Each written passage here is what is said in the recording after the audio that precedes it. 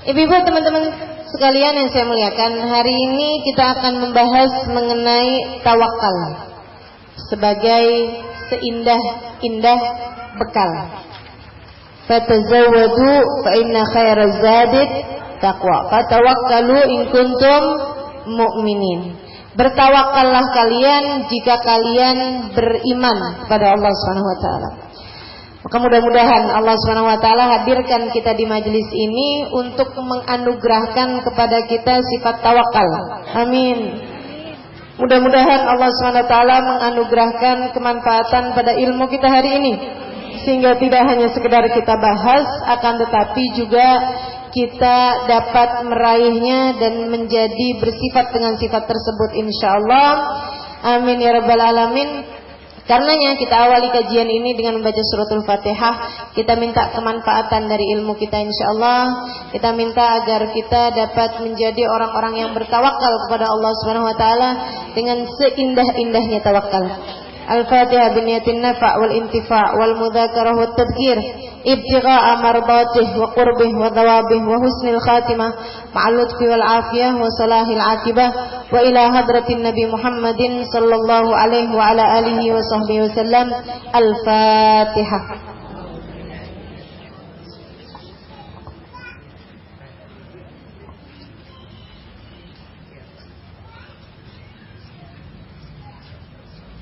Siratal ladzina an'amta 'alaihim ghairil maghdubi 'alaihim waladdallin. Amin. Taqabbalallahu minna wa minkum, taqabbal ya karim. Ibu-ibu, teman-teman, saudariku sekalian yang saya muliakan, apa itu tawakal? Tawakal adalah penyerahan diri kita kepada Allah Subhanahu wa taala. Tawakal adalah penyerahan diri kepada siapapun. Seperti mengambil dari kata-kata wakil. Kita kalau udah wakilin sama seseorang, kitanya ngerjain apa enggak? Kitanya ngapain?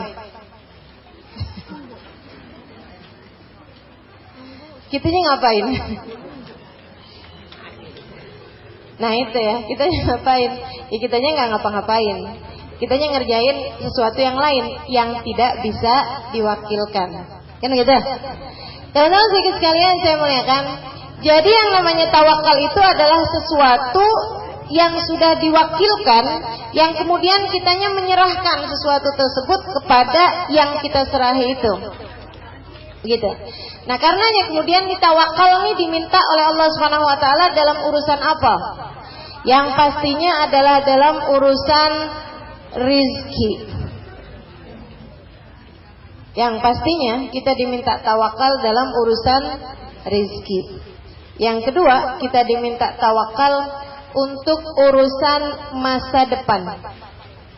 Yang ketiga, kita diminta tawakal untuk urusan kemenangan. Ketiga hal itu. Yang pertama nih, urusan rizki. Dan yang pertama dan yang paling penting nih, kita itu diminta untuk tawakal kepada Allah Subhanahu wa taala untuk urusan rizki. Kalau urusan rizki itu udah tawakal aja katanya. Tawakal tuh artinya kita serahin. Serahinnya sama siapa? Sama Allah. Berarti yang ngerjain siapa? Allah. Yang ngerjain Allah. Kitanya ngapain? Nah ini keliru nih. Kalau kitanya masih berusaha, namanya nggak benar-benar tawakal. Iya nggak? Benar apa enggak? Ini dong, sapuin dong kamar saya. Iya deh, gitu kan, disapuin. Tapi kita yang ikut-ikut ngambilin sampahnya. Itu kan namanya nggak benar-benar nyerahin. Nih yang kita mintain tolong buat nyapuin, dia bilang, nyuruh apa enggak nih sebenarnya? Kan begitu. Bener nggak? Maka teman-teman sekalian yang saya muliakan, yang namanya tawakal itu adalah penyerahan hatimu secara total terhadap urusan rizki kepada Allah Subhanahu wa taala. Kitanya ngapain? Kitanya ngerjain sesuatu yang gak bisa diwakilin. Apaan itu? Ibadah. Apaan itu? Nuntut ilmu. Apaan tuh? Semua hal yang kita gak bisa diwakilkan. Allahnya nyuruh kamu kerjain yang itu ya. Nanti urusan rizki kamu aku yang akan menyelesaikannya untukmu. Kan aturan mainnya gitu. Benar nggak? Teman-teman sekalian, sama halnya dengan kita kerja nih di satu perusahaan, sama bos kita nih ceritanya. Kamu kerjain ini, kerjain ini, kerjain ini, kerjain ini. Ada timbal baliknya. Nanti urusan kamu, urusan dunia kamu, gitu ya. Urusan gaji, tempat tinggal, urusan makan kamu, kemudian lagi kendaraan ini apa segala macam, saya selesain. Semakin bagus kamu kerja, semakin saya selesain urusan-urusan kamu yang lain. Misalnya kayak begitu.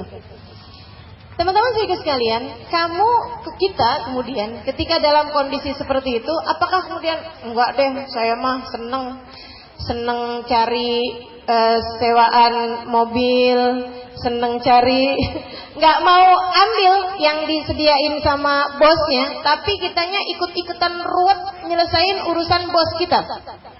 Nggak usah, saya ini aja deh, bos, saya mau ini aja, ngemis deh, saya ngemis gitu ya, nanti uangnya saya kasihin kepadamu, buat kamu kasih saya sebagai gajian.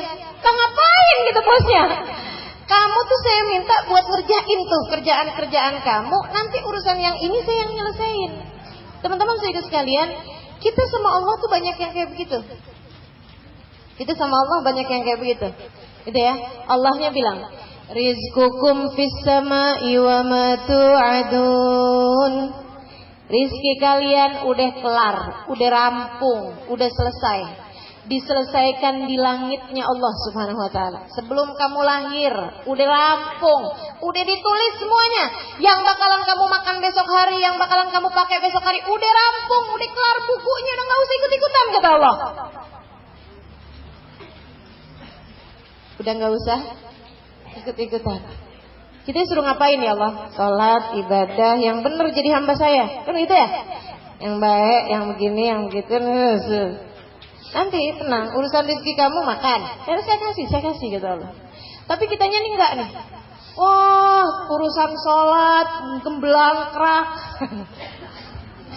Urusan ibadah enggak jelas, gitu ya. Sampai umur 40 tahun artinya doa iftitah kagak tahu. Ada yang begitu? Nah iya. Itu namanya ibadah ngeblangkrak apa enggak tuh? Coba pikirin. Ya Allah. Ini menurut saya ibadah ngeblangkrak nih teman-teman saya sekalian. Umur 50 tahun. Doa kunut gagal. Ayo siapa dia nih orangnya nih? Ya Allah. Artinya itu tahiyat nggak tahu gitu. Dibaca doang tahiyatul mubarakatuh shalawatut thayyibatulillah gitu.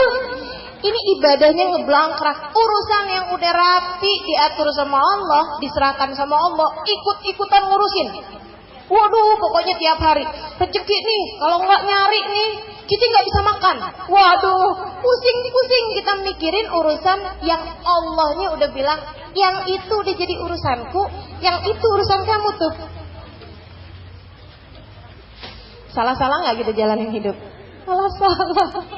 Ya Allah, terus gimana nih sekarang? Yuk belajar buat jadi hamba Allah Subhanahu wa taala yang tawakal. Artinya nggak usah kerja gitu saja.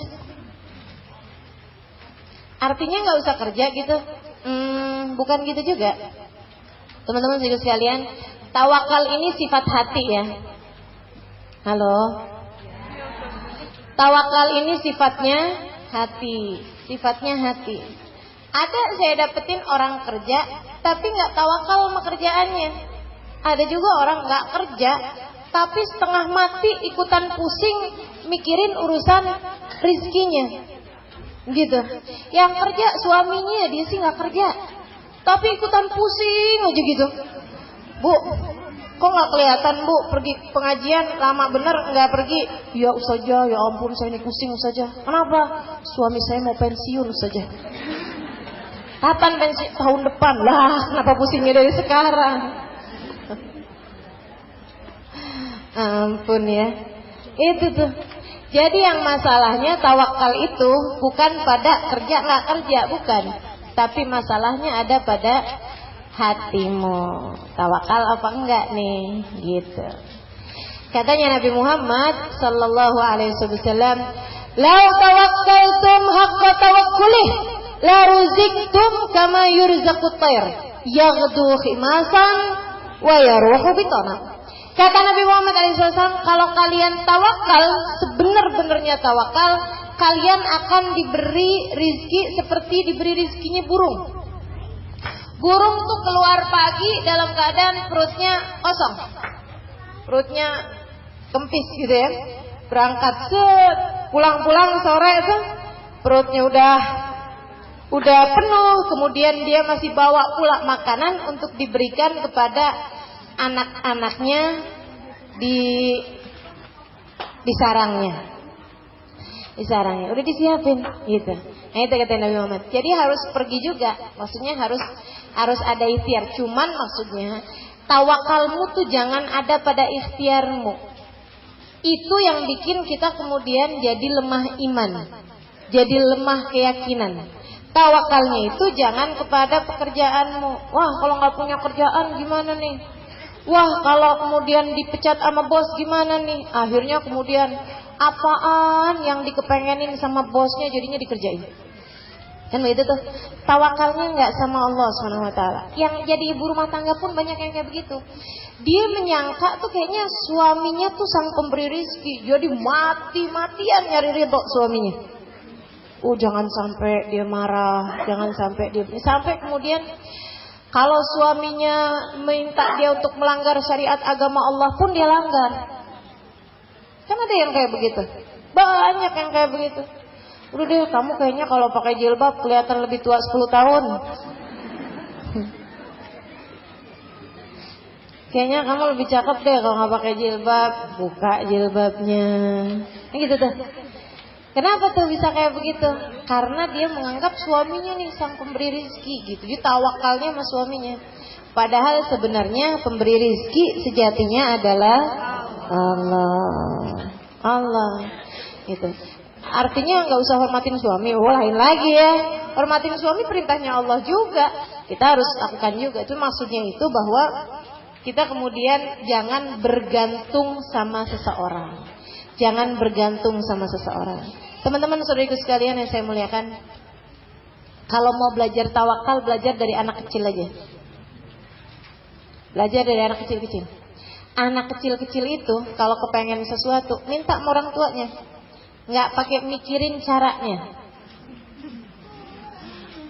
Ya nggak? Nggak pakai mikirin caranya. Anak umur 2 tahun, 3 tahun gitu. "Mah nasi goreng dong mah," saya gitu ya. "Mah ini mah," nggak pakai mikirin caranya. Mah buatin saya nasi goreng. Mama pergi ke dapur. Mama kemudian potongin cabai. Nggak pakai.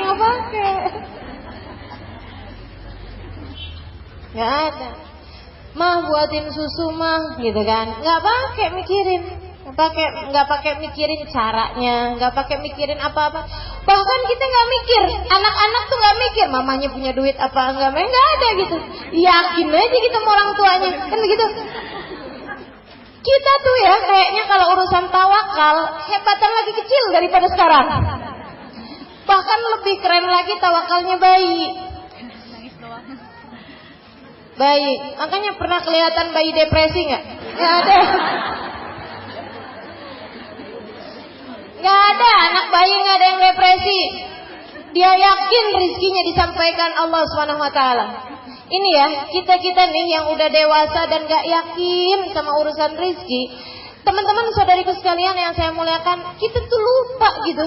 Kita lupa bahwa kita nih sekarang udah ada di atas muka buminya Allah, ada di peta gitu ya. Terjangkau sama GPS aja kelihatan. Sama satelit aja kelihatan, segitu khawatirnya loh, subhanallah.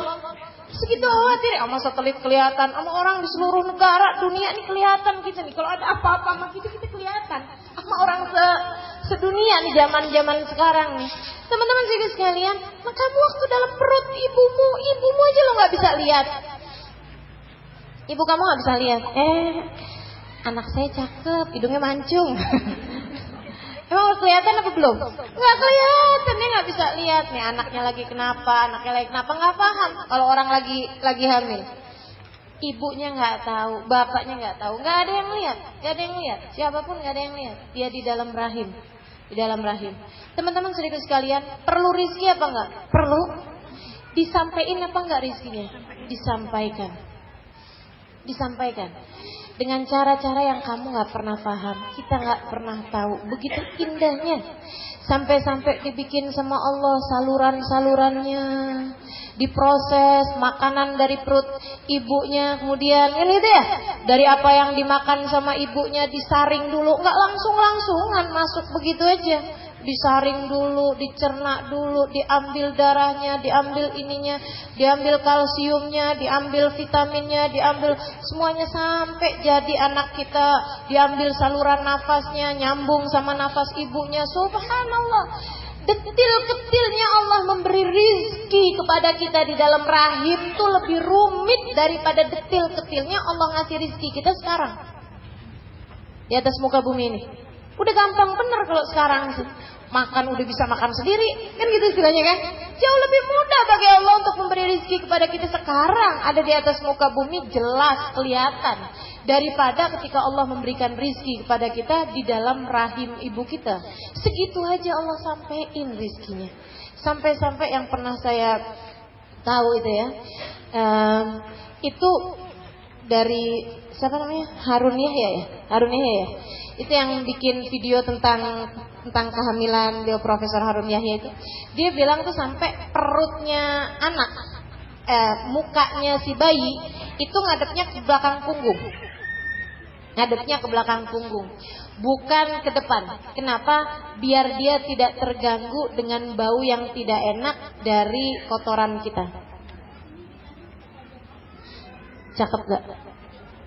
Biar bayinya itu dari rahim ibu kita tuh dia nyiumnya yang enak-enak gitu. Udah dijagain sama Allah Subhanahu wa taala.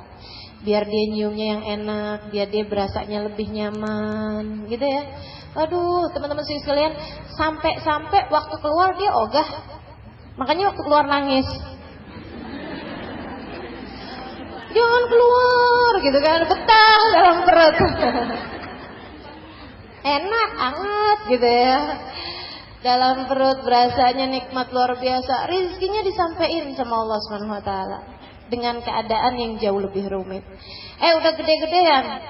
Wah, kalau saya nggak sekolah, nanti gimana saya kerja? Wah, kalau saya nggak kerja, gimana nanti saya mau dapat uang? Wah, kalau saya nggak punya uang, gimana caranya makan? Terus aja dipikirin. Masuk dalam pikirannya nih, itu subhanallah. Dan itu tuh semuanya diajarin sama orang sedunia dari sejak zaman kita kecil-kecil, dari SD. Belajar yang benar ya nak ya, kan itu ya. Nanti biar kamu dapat kerjaan yang bagus, kerja yang bagus ya. Biar kamu dapat uang yang banyak, dapat uang yang banyak ya. Biar kamu bisa makan yang enak, kan begitu. Ya Allah, orang semuanya ngajarin hal yang sama, teman-teman saudaraku sekalian. Sampai ketika saya memutuskan untuk belajar di pondok pesantren, semua orang nanya, nanti kamu kalau kemudian belajar di pondok pesantren mau jadi apa besarnya? Gitu. Sampai orang kalau misalnya memutuskan gitu ya, yang cerdas-cerdas, yang pinter-pinter, saya mau ngafalin Quran, saya mau ngafalin hadis. Tanyain semua orang, sayang, katanya gitu. Kenapa sayang? Ya itu kan cerdas tuh, dia bisa jadi dokter yang bagus gitu. Dia bisa jadi profesor yang bagus, dia bisa jadi apalah gitu ya. Apa yang bangun-bangun rumah tuh? Arsitek, bukan tukang kan? Gitu ya. Yang bagus, katanya kayak begitu. Karena yang di pikiran orang tuh urusan yang sebenarnya udah kelar diatur sama Allah Subhanahu wa taala. Nah, kita mau merubah pola pikir nih. Teman-teman saya ikut sekalian. Dan ini nih sebab stresnya orang di seluruh dunia. Sebab stresnya orang seluruh dunia. Semuanya mikirannya hal yang sama, mikirin rizki terus aja gitu. Lupa bahwa rizki itu sejatinya sudah diatur oleh Allah Subhanahu wa taala. Teman-teman, sampai ya semakin negerinya semakin maju, itu semakin pola pikir terhadap hal yang seperti ini itu sampai benar-benar menguasai kepala mereka. Sampai pada jadi stres. Jadi sekalian saya muliakan di Singapura sana ya. Di Singapura. Itu orangnya semuanya bekerja, sampai pada tua-tua aja masih kerja.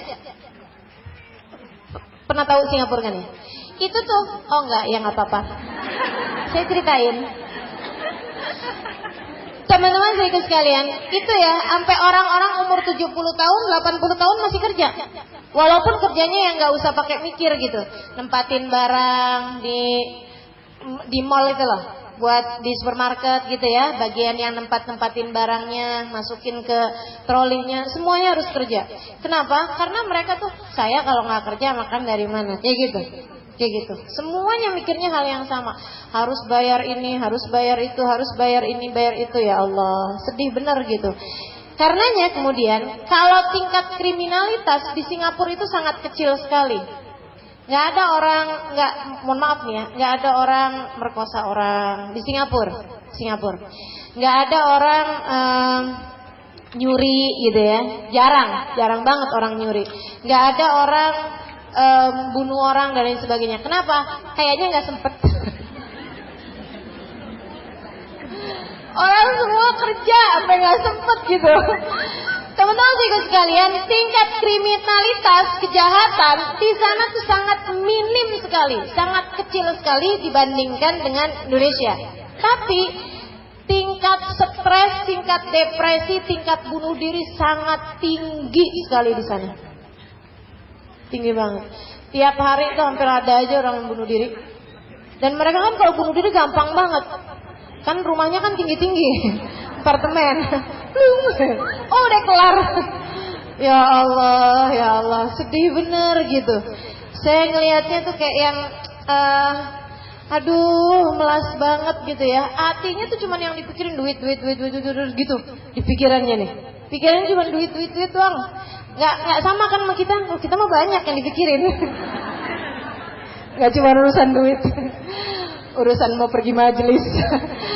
Kan? Urusan mau apa gitu, banyak urusannya ya. Ada yang mau masak apa ya, gitu, enak gitu kan. Apalah segala macam lah yang kita pikirin. Ada banyak hal yang kita pikirin. Apalagi kalau sampai dalam pikiranmu, mau belajar Al-Quran, mau baca Al-Quran, mau ngerti. Kemudian dengerin gitu ya, pahamin makna-maknanya Al-Quran. Ya Allah, hatimu indah banget dibandingkan yang di sana-sana tuh, di negeri-negeri sana yang dipikirannya cuma duit, angka semuanya. Ya Allah, sedih saya kalau diantara kita juga kayak begitu. Dibuka, isinya angka semua. Kata kepalanya duit semua. Nyuruh Nabi Muhammad untuk bertawakal pada kita sekalian. Setawakal kata Nabi. Kayak anak kecil aja tuh tawakalnya. Kayak gitu aja. Kita yakin Allah udah selesaiin, gitu ya. Pelajaran. Untuk jangan terus-terusan mikirin uang dalam pikiran kita. Untuk jangan terus-terusan mikirin rizki dalam pikiran kita. Nggak usah. Teman-teman saudara sekalian, itu yang bikin kita kemudian jadi berat mau berbuat kebaikan. Mau nyumbang nih, angkanya banyak banget di sini. Jadinya akhirnya kayak begitu. Ini kayaknya orang perlu banget nih. Saya mau ngasih ini kayaknya 200.000 nih, susah nih orangnya nih. Mau ngasih 200.000. Kayaknya banyak juga orang susah. Turun 100.000 aja. Gitu kan? Habis itu kelihatan 50.000 aja kali ya. Habis itu kelihatan uang 20 ribuan. 20 ribu aja. Turun. Ya Allah. Kenapa gara-garanya? Gak yakin sih gitu. Kalau kita tawakal, kalau kita yakin, kita serahkan urusan rezeki kita sama Allah Subhanahu wa taala, kita akan tenang, mau ngasih tenang, mau apaan tenang, kayak begitu. Sehingga ada banyak di antara mereka para kasih-kasihnya Allah Subhanahu wa taala yang udah enggak ada apa-apa dalam hatinya dari urusan dunia, gitu ya. Bukan berarti mereka enggak punya dunia. Punya dunia. Dunianya adanya di tangan doang, enggak nyampe ke hati. Dunianya adanya di tangan doang, enggak nyampe ke hati. Teman-teman sekalian, ingat teorinya tukang parkir aja. Kayak gini, ingatin ya? Tukang parkir tuh punya mobil banyak, gak girang. Lihatin dong mobil saya penuh. Banyak. Semua merek mobil ada. Dari Alphard sampai Alphard TH. Ada semuanya. Dari kuda, kijang. Ini sebenarnya Tempat parkir apa kebun binatang? Semua ada tuh. Aduh, luar biasa bener ya. Saudara sekalian, biasa-biasa aja gitu. Kemudian mobilnya diambil atu, sampai habis, nggak sedih. Biasa aja gitu, nggak ada. Ya udah, malahan ada yang, alhamdulillah gitu ya. Udah kelar nih tugas saya. Kayak begitu. Ada orang-orang di atas muka bumi ini yang seperti itu. Kenapa mereka bisa kayak begitu? Punya banyak, biasa-biasa aja, nggak berasa sombong, nggak berasa senang, biasa-biasa aja. Punya sedikit, nggak sedih, biasa-biasa aja gitu. Kenapa? Karena mereka paham apa yang mereka punya tidak benar-benar mereka punya, mereka hanya dititipi. Sama aja kayak tukang parkir tadi tuh. Dia cuma dititipin doang, kan gitu ya. Ada orang-orang di atas muka bumi ini yang berasanya begitu, dititipin aja kok. Jadi semua yang dia punya dititipin aja. Ketika kemudian ada yang hilang, ya emang udah diambil lagi sama pemiliknya. Kan gitu ya. Jadi teman-teman yang beli handphone baru, bilang sama handphonenya, kamu adalah titipan. Kita akan bersama-sama untuk waktu yang tertentu. Ada pertemuan, ada perpisahan, gitu ya. Entah aku meninggalkanmu atau kamu meninggalkanku, wahai handphone. Jadi kalau pas waktunya beneran hilang, tuh kan saya bilang juga apa, gitu. Biasa aja, nggak gimana-gimana. Emang dia tahu juga urusannya cuma sekedar titipan, gitu ya. Jadi sekalian yang saya muliakan, kasih Allah Subhanahu Wa Taala seperti itu. Bahkan ketika mereka punya apapun aja. Dan biasanya seperti yang disampaikan Allah Subhanahu Wa Taala dalam Al-Quran, Innama amruhu idza arada syai'an kun fayakun. Sungguhnya urusannya Allah adalah apabila menghendaki sesuatu tinggal bilang jadi, maka jadilah sesuatu tersebut. Jadi maka jadi sesuatunya. Dan dalam hadis Nabi Muhammad Allah Subhanahu Wa Taala mengatakan dalam hadis qudsi, aku adalah zat yang apabila menghendaki sesuatu tinggal berkata jadilah, maka jadilah sesuatu tersebut. Dan aku akan menjadikan hamba-hamba yang aku cintai. Apabila menghendaki sesuatu tinggal berkata jadilah, maka jadilah sesuatu tersebut. Tinggal menghendaki sesuatu bilang jadi deh. Apapun yang dia kepengen nih. Dari urusan-urusan dunia juga seperti itu. Subhanallah. Tapi kalau yang masih punya keinginan lain selain dari keinginannya Allah SWT, nggak bisa kayak begitu. Mau belajar punya keinginan, begitu ya. Mau belajar untuk nggak punya keinginan, biar keinginannya dijabah sama Allah. Itu keinginan namanya. Ada nih seorang pemuda ceritanya. Di zamannya Abul Hasan Asyadzili. Ini keren ya Abul Hasan ya. Abul Hasan itu adalah seorang ulama terkemuka, ulama fikih juga, ulama tauhid juga, Syekh Abul Hasan Asyadzili. Kemudian beliau juga seorang alkemis. Tahu alkemis? Ahli kimia. Yang luar biasa, scientist ya ini ya. Jadi orangnya itu pintar segala macam ilmu-ilmu, merubah zat-zat kimia ini menjadi ini apa segala macam. Ada seorang pemuda, dia tuh mikir kayak begini nih. Orang-orang nih kerja biar dapat uang. Biar dapat harta. Harta yang paling bagus itu adalah emas. Yang nilainya paling tinggi gitu kan. Setiap zaman kan emas kan memang yang paling mahal. Jadi dia kemudian mikir gitu. Kenapa nggak sekalian saya belajar ilmu merubah sesuatu jadi emas? Pasti ada ilmunya tuh. Dia bilang begitu. Jadilah nih pemuda pergi dari berbagai macam negara buat belajar sesuatu merubah jadi emas. Teman-teman sekalian, kalau ada orang misalnya dia gosok-gosok batu, lama-lama batunya jadi emas. Kira-kira perlu kerja apa enggak? Udah aja gitu kan, diambil aja batu-batu digosok-gosok jadi emas. Kan kelar. Kan gitu ya? Jadi ini dia pikir seperti itu. Kalau saya bisa merubah sesuatu jadi emas, saya nggak usah kerja. Jadinya saya tinggal rubah-rubah jadi emas saja. Habis itu saya jual gitu kan. Jadi akhirnya dia pun belajar dari satu guru ke satu guru, cerdas luar biasa. Tapi sampai dengan dia pergi ke berbagai macam guru, nggak ada yang ngajarin dia cara merubah sesuatu jadi emas, nggak ada yang bisa. Sampai kemudian dia dengar di negerinya Syekh Abdul Hasan Asy-Syadzili, Syekh Abdul Hasan Asy-Syadzili adalah seorang yang bisa merubah sesuatu menjadi emas. Udah, saya pergi aja ke sana. Katanya gitu, jalan nih, pergi ke sana. Lewatin berangkat sama kafilah, nyampe ke tempatnya Syekh Abdul Hasan. Dia bilang, Syekh Abdul Hasan waktu itu punya pondok pesantren. Orang ngaji kan semuanya pengen ngerti Quran, pengen ngerti hadis. Dia doang nih, pengen bisa merubah sesuatu jadi emas. Ada santri gitu ya, datang ke kiainya, kiai ajarin saya dong ngerubah jadi emas. Kiainya kan bengong.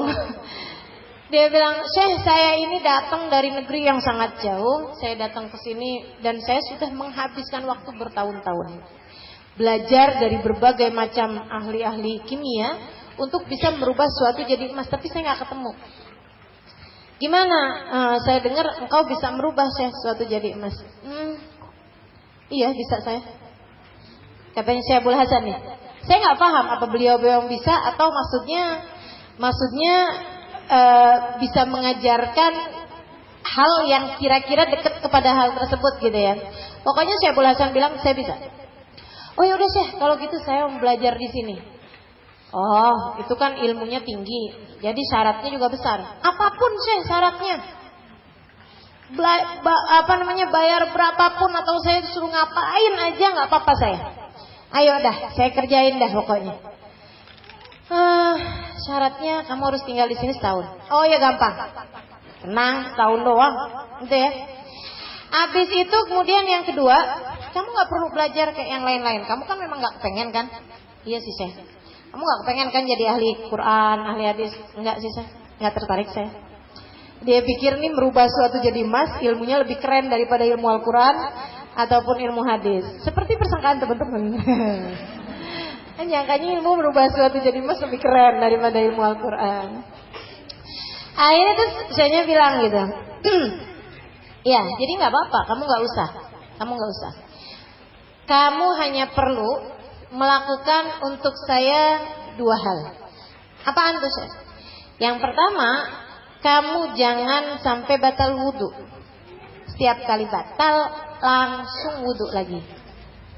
Suruh untuk menjadi orang yang daimul toharah, daimul wudhu, mudawamah dalam wudhu. Nah ini bagus nih teman-teman saudaraku sekalian. Kita tuh bagusnya memang kalau pergi-pergi ataupun di rumah aja juga kita selalu berada dalam keadaan punya wudhu. Kenapa? Katanya Nabi, silahul mukmin, senjatanya orang beriman. Orang kalau punya wudhu lebih tahan terhadap godaan-godaan, lebih tahan terhadap kemaksiatan-kemaksiatan, perbuatan-perbuatan dosa, dia lebih tahan untuk menghindarinya kalau punya wudhu. Itu satu. Yang kedua, orang kalau punya wudhu, kalau bertepatan dengan ajal menjemputnya, insya Allah dalam husnul. Jadi dia bilang kamu pokoknya syaratnya itu satu, harus punya wudhu terus-terusan. Setiap batal kamu wudhu lagi, batal wudhu lagi. Dan selebihnya kamu gak usah hadir majelis ini apa, gak usah. Sama syarat yang kedua, kamu sholat kan? Sholat Syekh. Ya, dah. Kamu sholatnya harus berjamaah barengan saya. Karena memang beliau selalu mengimami kan, nih santri-santrinya diimamin langsung sama beliau. Dia bilang kamu sholatnya harus berjamaah barengan sama saya, jangan tertinggal, jangan sampai masbuk. Dia sholatnya harus berjamaah, jangan sampai masbuk, jangan sampai tertinggal dari takbiratul ihram. Jadi waktu imam takbiratul ihram, kamu sudah harus ada di sana, gitu. Selama 1 tahun tersebut, bisa Syekh. Selebihnya ngaji teman-teman yang lain pada hadir pengajian ini, kamu nggak usah tidur aja, kamu nggak apa-apa. Pokoknya setahun tuh itu aja syaratnya. Satu, daimul wudhu. Yang kedua, sholat berjamaah lengkap dengan mendapati takbiratul ihramnya imam. Kenapa saya ini ngajarin kayak begitu, teman-teman saudara sekalian? Orang tuh kalau satu daimul wudhu sama yang keduanya selalu menjalankan sholat dengan berjamaah, apalagi dengan mengikuti dari takbiratul ihramnya imam, lama-lama nih keinginan dosa, cinta terhadap dunia lama-lama terkikis. Lama-lama hilang. Kenapa? Sebab Nabi Muhammad bilang, tidaklah seseorang mendawamkan sholat berjamaah dan dapat takbiratul ihramnya imam 40 hari. 40 hari, kecuali Allah akan tuliskan padanya 2 pembebasan. Pembebasan dari kemunafikan, jadi gak ada orang munafik yang bisa ngerjain ini. Kemudian yang kedua, bebas dari api neraka. Ini kamu dapat tiket, kita dapat tiket, tulisannya bebas neraka tiketnya. Kalau ngerjain 40 hari sholat berjamaah. Kalau yang perempuan gimana Ustazah? Ya kalau mens jangan sholat. Kalau mens jangan, habis selesai mens lanjutin lagi. Misalnya udah dapet nih 20 hari, kemudian datang mens. Ya udah selama mens tutup buku dulu, gitu ya. Begitu habis selesai mens lanjut lagi sampai dengan 40 hari. 40 hari. Kalau misalnya ada yang batal, ulang lagi berarti. Ini gitu dah. Sampai dengan pokoknya dapat 40 hari sholat berjamaah tidak terputus dan dapat dari takbiratul ihramnya imam. Enggak harus di masjid tentu saja, dengan siapapun aja. Kita sama teman-teman kita kalau jalan, saya tuh suka sedih gitu. Kalau teman-teman tuh kayak sholat-sholat di tempat-tempat umum, itu jarang banget ada yang berjamaah. Padahal masih sama temen ya, jalan bareng gitu beberapa orang gitu. Iya udah sholatnya masing-masing aja gitu sendiri-sendiri. Nah itu sayang-sayang banget. Sebab orang kalau sholat berjamaah insya Allah diterima Allah SWT. Orang kalau sholat berjamaah itu sholatnya lebih bersih gitu, lebih mudah untuk diterima sama Allah SWT. Dan 27 kali lipat nilai pahalanya. Oke, kembali kepada si pemuda ini. Akhirnya dia pun kemudian dia bilang, baik Syekh, dikerjain sehari, 2 hari, 3 hari, ringan bener. 4 hari, 5 hari, 6 hari, ringan. Dia jagain itu. Orang tuh kalau gede tujuannya, ringan halangannya, ringan rintangannya. Dan teman-teman saudaraku sekalian, sebenarnya kita ini udah dikasih tujuan yang luar biasa besarnya, luar biasa mahalnya, luar biasa ini. Orang tuh mau dapetin harta karun aja, gunung dinaikin. Gimana sih bahasanya? Gunung didaki, lautan diseberangi, kan begitu ya? Keluarga ditinggalkan gitu, apapun penting, yang penting bisa mendapatkan harta karun. Teman-teman sekalian, nah ini kita nih sebenarnya udah dikasih tujuan yang maha dahsyat, tujuan surga, tujuan ridha Allah Subhanahu wa taala. Ala inna sil'atallahil ghaliyah, ala inna sil'atallah hiyal jannah. Ketahuilah bahwa barang dagangannya Allah, jualannya Allah ini mahal katanya Nabi Muhammad. Ketahuilah bahwa dagangannya Allah adalah surga. Itu udah dikasih nih surganya nih, nah, jadiin tujuan kamu. Cuman masih malas-malasan karena surganya belum di depan mata. Gitu ya, kalau kita tiap mau ngapain, surga nih. Nah itu insya Allah mudah-mudahan jadi ringan kita jalanin kehidupan lengkap dengan segala urusan-urusannya. Jadi akhirnya nih si pemuda ini nih jalanin terus aja, sebulan, 2 bulan, 3 bulan. Lama-lama dia ngerasa kayaknya yang nganggur juga gitu ya, nggak ngapa-ngapain. Jadi dia pun mulain gitu, ngapa-ngapain ini, udah deh ikutan dengerin kajian. Ternyata seru gitu ya, ternyata enak banget. Akhirnya kemudian jadi malah rajin, dia jadi senang belajar Al-Quran, belajar hadis, belajar ini itu apa sampai 5 bulan, 6 bulan, 7 bulan mulai lupa tuh sama tujuan dia yang sebenarnya. Urusan ngerubah sesuatu jadi masih dilupa nih.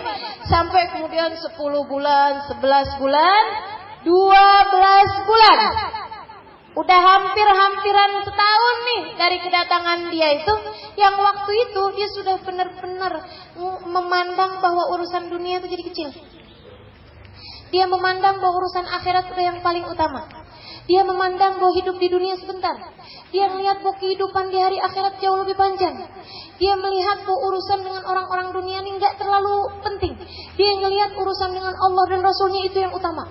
Udah begitu besar dalam hatinya rasa cinta kepada Allah SWT dan Rasulnya, ditambah dengan dia nggak berbuat maksiat selama setahun itu.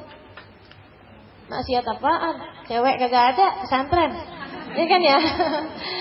Enggak ada gitu. Jadi terus-terusan ilmu agama dimasukin, kebaikan-kebaikan dimasukin, pekerjaan-pekerjaan bagus dikerjain, ditambah dengan dia nggak maksiat. Teman-teman saudara sekalian, hatinya jadi jernih, hatinya jadi bersih, hatinya jadi hilang sedikit demi sedikit keinginan dirinya berganti dengan keinginan Allah Subhanahu wa taala. Bergurunya kepada Abul Hasan Asy-Syadzili. seorang waliullah yang terkemuka, ulama yang terkemuka. Beliaunya karena sayang dia sama si murid ini nih, jadinya kemudian jadi seperti itu juga ya. Sayangin otaknya kalau kemudian cuman kepikir kepengen urusan dunia doang, urusan rezeki doang yang dipikirin. Jadi akhirnya sesudah setahun dia pun udah bener-bener enak bener hatinya nyari Allah Subhanahu wa taala dalam hidupnya. Udah nggak pengenan lagi tuh mau urusan harta segala macam, merubah suatu jadi emas, udah nggak kepikiran. Satu hari adzan maghrib, jelang maghrib tiba-tiba perut dia mules, akhirnya kemudian wudunya batal. Pas dia lagi wudunya batal, kedengeran adzan maghrib. Ya Allah, dia pun kemudian kalang kabut, jangan sampai nggak dapetin takbiratul ihramnya imam, jangan sampai nggak kebagian sholat berjamaah. Kenapa? Bukan lagi karena ntar saya mesti mulain lagi, bukan. Tapi sudah karena dia merasa sayang banget kalau sampai saya ketinggalan takbiratul ihramnya imam.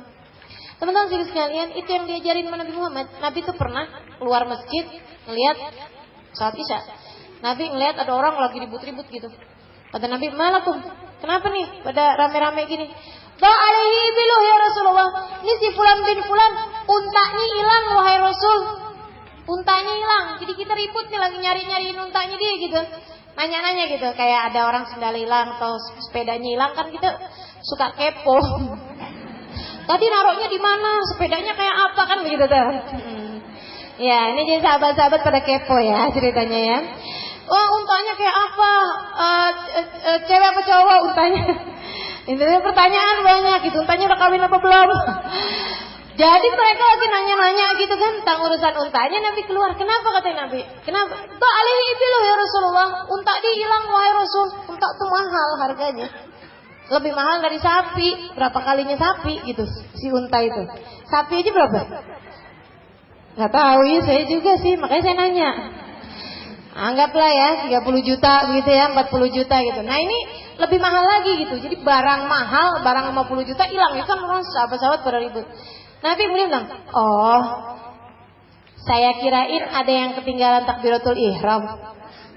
Sahabat pada nanya gitu, "Ya Rasulullah, at-takbirat ihramil imam, idrak takbirat ihramil imam khairun min ibilih hada," katanya si orang tadi nih. "Rasul, emangnya dapetin takbiratul ihram lebih baik ya daripada unta saya? Daripada saya punya unta gitu. Maksudnya kehilangan unta tuh nggak seberapa dibandingkan dengan kehilangan takbiratul ihramnya imam."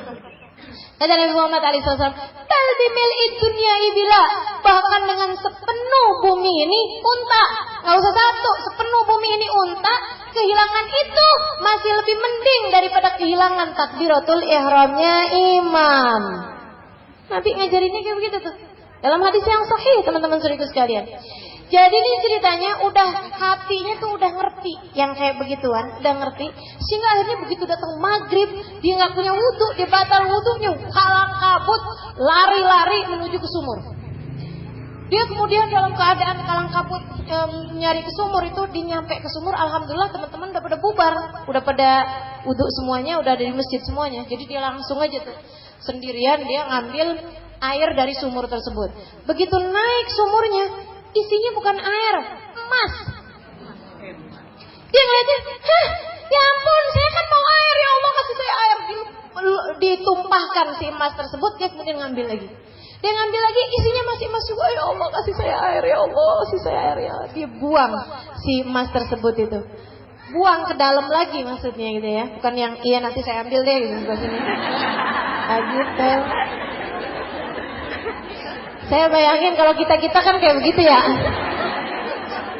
Karena saya ambil deh, buang dulu sebelah ono, biar nggak ada yang ambil. Habis itu kemudian dia ambil lagi, yang ketiganya tuh masih emas juga. Akhirnya kemudian doa, "Ya Allah kasih saya air ya Allah, jangan sampai saya ketinggalan takbiratul ihramnya imam. Ya Allah berikan kepadaku taufik dan hidayahmu ya Allah." Sampai nangis dia doa minta air, bukan minta emas. Minta air buat wudhu, bukan minta emas. Nah hati nih kalau udah ngerti, jadi pintar, jadi paham. Kita udah paham atau belum paham?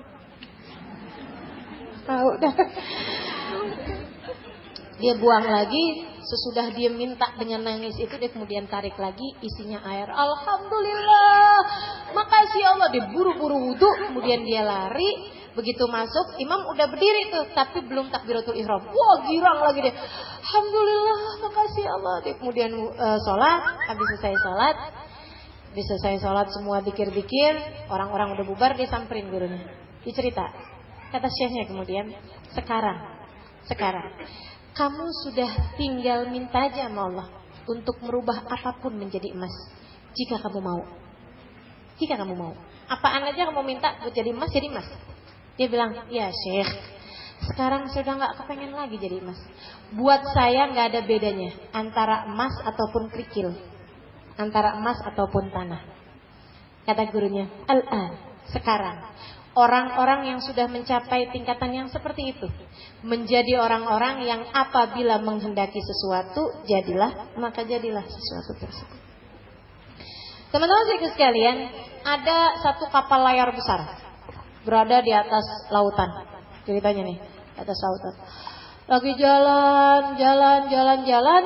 Ada seseorang di antara mereka, kebanyakan orang kaya-kaya di atas kapal tersebut ya. Orang yang pada pebisnis ini apa gitu. Ada satu orang, kelihatannya orang miskin banget. Dia lagi sholat aja gitu. Sholat, habis selesai sholat zikir, dia sholat lagi gitu. Kayak gak ada hirau sama orang-orang. Dapat beberapa hari perjalanan di atas kapal, ada seseorang di antara mereka berliannya hilang. Berliannya yang sangat mahal, sangat bagus hilang. Orang di kapal tersebut itu nuduhnya si orang miskin yang sholat mulu itu. Dia tuh gak tidur-tidur. Katanya gitu. Jangan-jangan di saat kita tidur dia ngerayangin deh tas-tas kita, katanya gitu. Kayaknya dia tuh yang ngambil. Iya nih, kayaknya dia nih yang ngambil. Teman-teman saudara sekalian, Allah tuh ya, kalau ada kekasihnya yang digituin, itu murkanya Allah luar biasa. Saudaraku sekalian, gak lama dari itu kapalnya pecah. Kapalnya terjadi badai, nabrak batu karang, jebret, kemudian kapalnya hancur berantakan. Si orang yang mereka tuduh nih, lagi sholat dan tetap aja dalam sholatnya. Si kapalnya pecah, dia sholat aja. Ya Allah, kegulung-gulung otak nih orang-orang semuanya nih. Sekapal-kapalnya nih berada dalam lautan. Dianya di atasnya, dia ini ngambang aja gitu. Allah Akbar. Ya Allah. Wih, katanya orang-orang nih. Wah, anak-anak zaman sekarang cool. Ya Allah, sholat aja gitu. Kayak gak sadar apa-apa, nikmat banget. Yang lain udah lagi pada berusaha untuk menyelamatkan diri agar tidak terbawa arus tenggelam. Sampai habis selesai kemudian mereka liatin si orang tersebut itu habis selesai salam, assalamualaikum warahmatullahi wabarakatuh. Baru nyadar, kapalnya mana? Baru nyadar dia begitu habis salat. Apa yang terjadi nih? Kapalnya mana nih? Katanya mereka kemudian, iya kapalnya tenggelam nih. Oh, gitu. Mereka nanya kemudian, kapal kami tenggelam, jadi cerita, kayaknya dia gak ada di atas kapal gitu ya. Diceritain gitu sama orang-orang tersebut itu. Tadi kapalnya nabrak karang, begini-begitu segala macam. Dia bilang, terus gimana sekarang? Sekarang kami ini tenggelam. Kami heran, kenapa kamu gak ikutan tenggelam? Katanya dia, li'anni khafif. Karena saya ringan. Apa yang memberatkan kami? Katanya mereka, cinta dunia dalam hati kalian. Kalian terlalu banyak pikiran dunia itu. Jadi itu tenggelam. Ntar makan apa, ntar tinggalnya di mana, tanpa baju apa, isinya dunia semua. Mungkin kalian berat-berat tuh. Saya meringan. Saya nggak punya apa gitu ya, santai antara dia malam. Gimana cara kami menyelamatkan diri? Yaudah kalian kalau mau terus terang begitu, kalian nih punya harta nggak punya harta, yang tenggelam juga bakalan tenggelam. Yang kaya, yang miskin di antara kalian, ini kalau kayak begini terus-terusan, kan kalian bakalan tenggelam juga. Jadi gimana? Hilangin deh cinta dunia dalam hati kalian. Tahuilah bahwa nggak ada yang menyelamatkan kalian kecuali Allah. Iya juga ya. Gak ada artinya kan yang kalian miliki dari harta dunia. Sekarang nih gimana nih kalian? Tenggelam nggak apa-apa. Yang bisa menyelamatkan cuma Allah. Iya benar juga sih, ya Allah dong, ya Allah selamatin kami ya Allah. Dia ketika melihat orang-orang itu sudah pada taubat gitu ya, sudah pada benar hatinya, mikirnya, yang bisa menyelamatkan cuma Allah, dia angkat tangan. Ya Allah, selamatkan mereka semua. Subhanallah, begitu dia habis doa kayak begitu, satu demi satu orang-orang tersebut muncul di atas permukaan, bisa di atas lautan juga. Habis itu mereka bilang, wah sayang ya kapalnya, karena hartanya itu sebagian mau kita sedekahkan buat orang Madinah. Mereka ini kapalnya memang menuju ke Madinah, mau umroh gitu ya. Terus akhirnya dia bilang, apakah kalau misalnya kapalnya itu selamat, kalian mau serahkan semua harta kalian itu untuk sedekah? Dia bilang iya.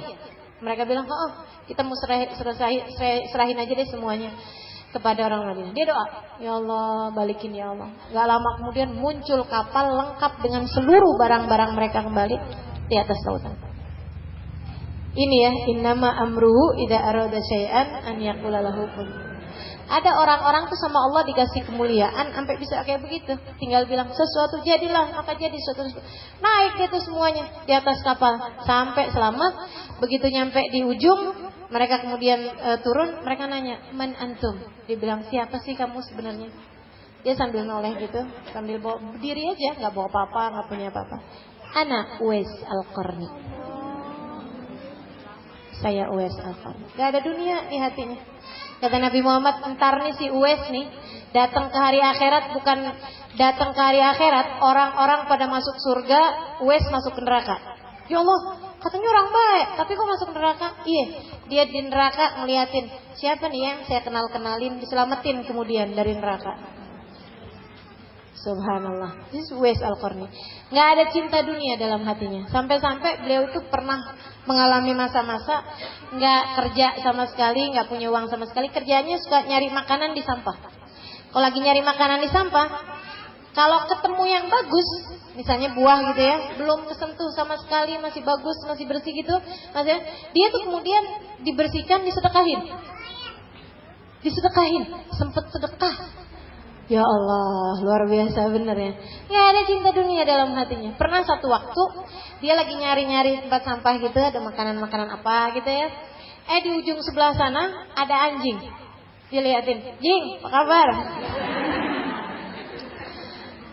Kul mimma yalik wa ana kul mimma yalini. Ingat pesan Nabi ya, makan yang ada di hadapanmu, aku akan makan yang ada di hadapanku. Katanya si Uwais. Ada hadis Nabi kan, kul mimma yalik, kata Nabi Muhammad. Makanlah dari yang di dekat kamu gitu. Yang sono-sono tangannya. Kalau kita makan bareng-bareng tuh.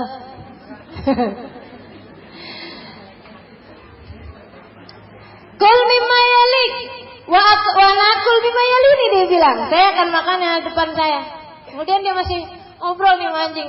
Dia bilang, "Ya kan, Jing, kalau saya berhasil masuk surga, tar di akhirat. Kalau saya masuk surga di hari akhirat nanti, ana khairun minhu. By the way, saya ini lebih baik darimu. Kalau saya bisa masuk surga di hari akhirat nanti, saya lebih baik darimu. Tapi kalau saya nggak berhasil masuk surga, iya sih, kamu lebih baik daripada saya. Kamu lebih baik daripada saya." Sampai nggak jadi nyari makan, dia nangis sengrukan di situ karena merasa bahwa anjing tersebut lebih baik darinya jika dia tidak selamat di hari akhirat nanti. Uwais Al-Qarni, hatinya, tawakalnya luar biasa. Nggak ada urusan apa-apaan dalam hatinya, nggak ada cinta dunia dalam hatinya, nggak ada nyari-nyari urusan rizki dalam hatinya. Jadi hamba-hambanya Allah. Subhanallah, subhanallah. Teman-teman saudariku sekalian yang saya muliakan, nah itu kan orang-orang yang udah kayak begitu tuh, yang kayak kita nih gimana nih caranya nih biar tawakal. Saudariku sekalian yang saya muliakan, ini PR panjang sama urusan hati nih ya. PR panjang sama urusan hati. Tegesin dulu dalam hati, tidak ada pemberi rezeki kecuali Allah. Tidak ada pemberi rezeki kecuali Allah. Tidak ada pemberi rezeki kecuali Allah. Gitu. Caranya ya, caranya. Tegesin dalam hati. Jadi begitu ada pikiran-pikiran, ntar kalau nggak dikasih sama suami, gimana nih? Langsung, nggak ada pemberi rezeki kecuali Allah. Ini kalau anak saya lupa sama saya terus nggak ngasih gitu bulanan dia gitu ya, janda nih ceritanya. Anaknya udah baru mulai kerja gitu ya. Dia dapat dari anaknya gitu. Kalau nanti anak saya nggak ngasih, nggak ada yang ngasih rezeki kecuali Allah, nggak ada yang ngasih rezeki kecuali Allah. Gitu, tegesin. Nanti kalau wah ini usaha nih mulai jatuh nih, gimana kalau nggak ada yang ngasih rezeki kecuali Allah. Gitu tiap hari kita ingetin diri kita, nggak ada yang ngasih rezeki kecuali Allah, nggak ada yang ngasih rezeki kecuali Allah, nggak ada yang ngasih rezeki kecuali Allah. Itu satu hal. Bisa nggak kira-kira ngerjainnya? Insya Allah. Itu ya. Kita ingetin pokoknya. Setiap kali datang kekhawatiran terhadap urusan rizki, sampaikan dalam hatimu, tidak ada pemberi rizki kecuali Allah. Rizki saya udah kelar. Katanya Allah nih, Allah yang bilang rizkimu udah selesai. Farighun mafrughun anhu, udah kelar, udah rampung, udah diangkat tintanya, udah nggak bisa ditambahin lagi. Udah gak bisa ditambahin lagi. Yang akan kamu makan besok, lusa, sampai seterusnya sampai kamu mati, itu semuanya udah kelar ditulisnya sama malaikat. Tintanya udah kering. Teman-teman sekalian, gak bisa ditambahin. Plus apa gitu? Misalnya gitu ya, plus jus alpukat. Gak ada.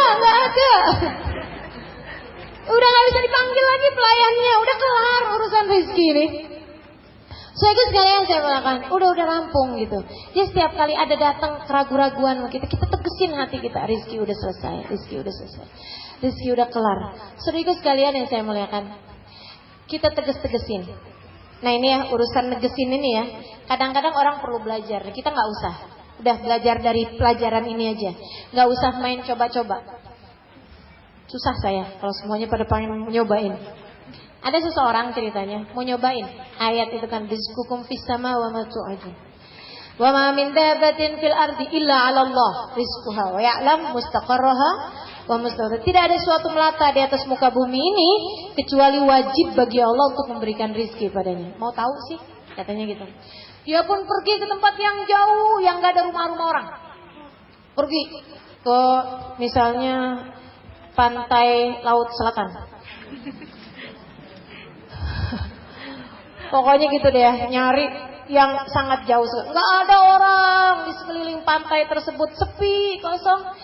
Di antara gunung-gunungan, jadi lautnya tuh laut yang ada gunung-gunungnya tuh. Dia kemudian ngeliatin ada gua. Masuk dia ke gua itu.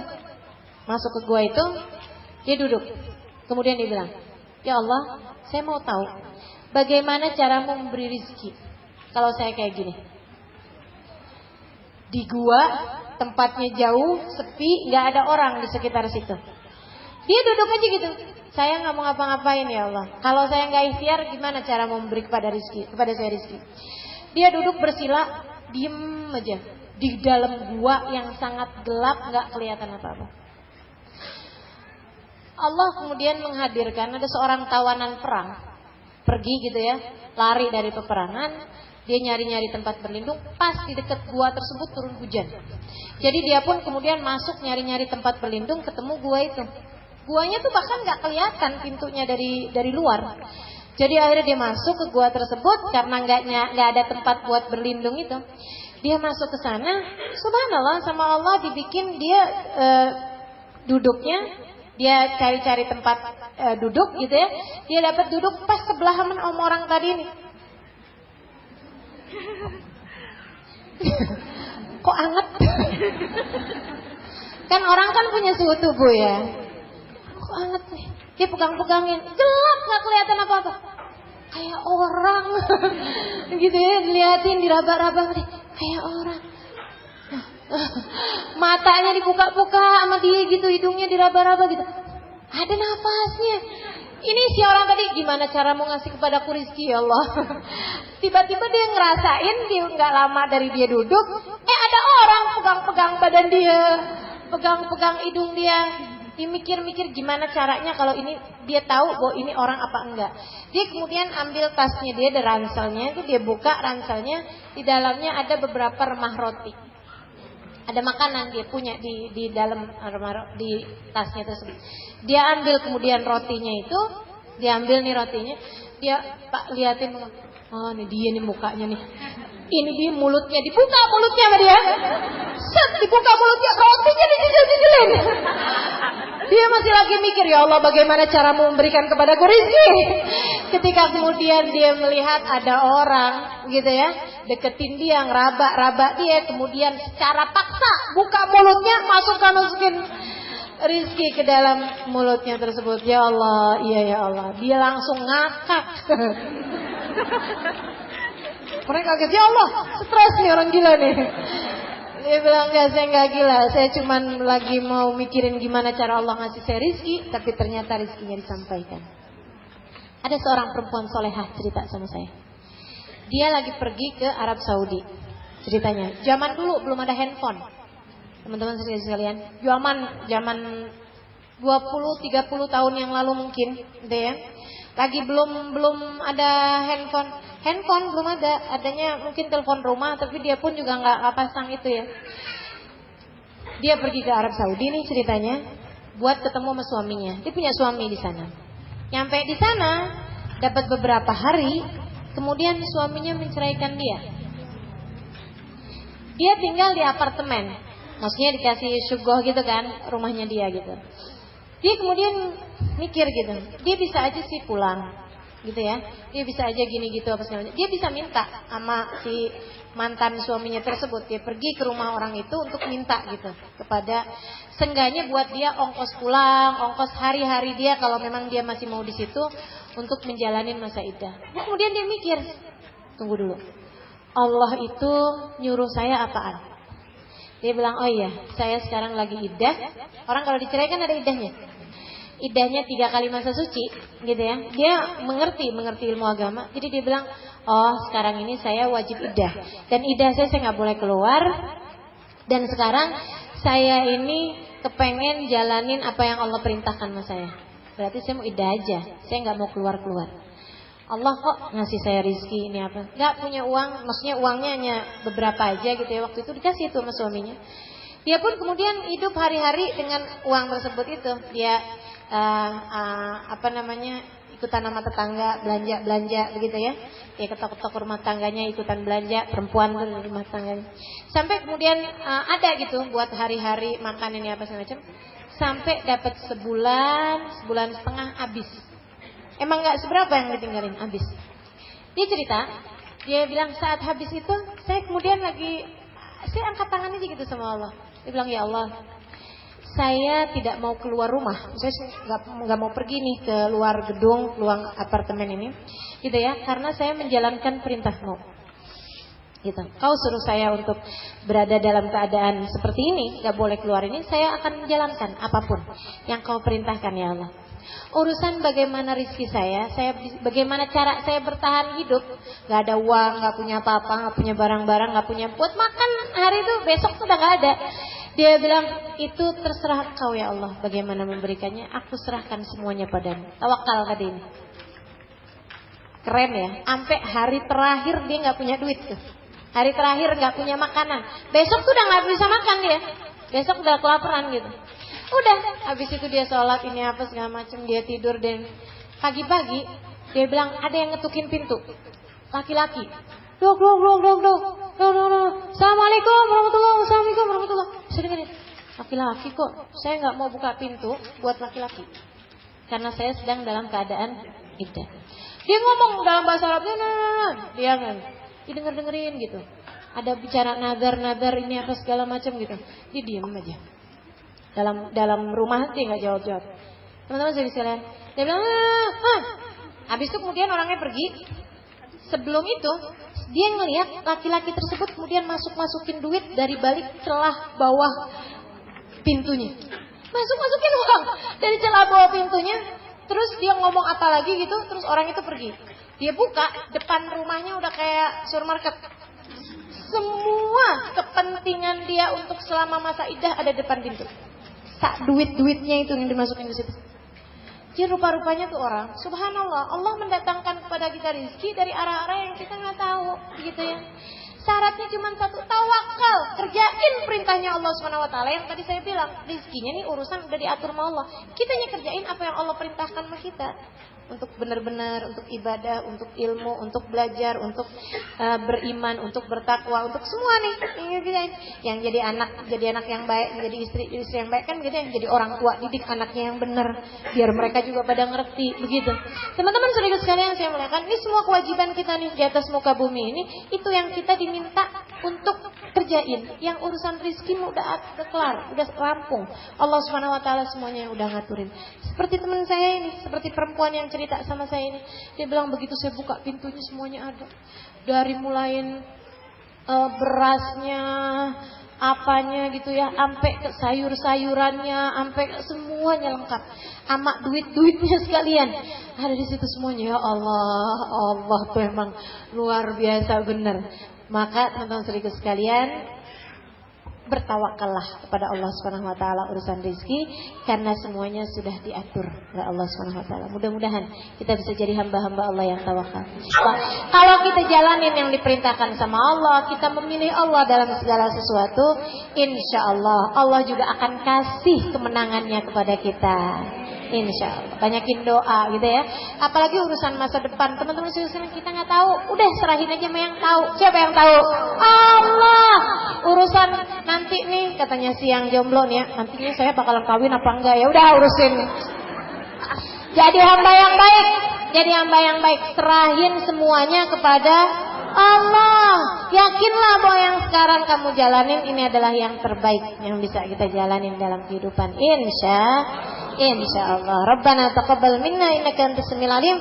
Tub alaina innaka antat tawwabur rahim. Wa sallallahu ala sayyidina Muhammadin wa ala alihi wasallam. Walhamdulillahi rabbil alamin.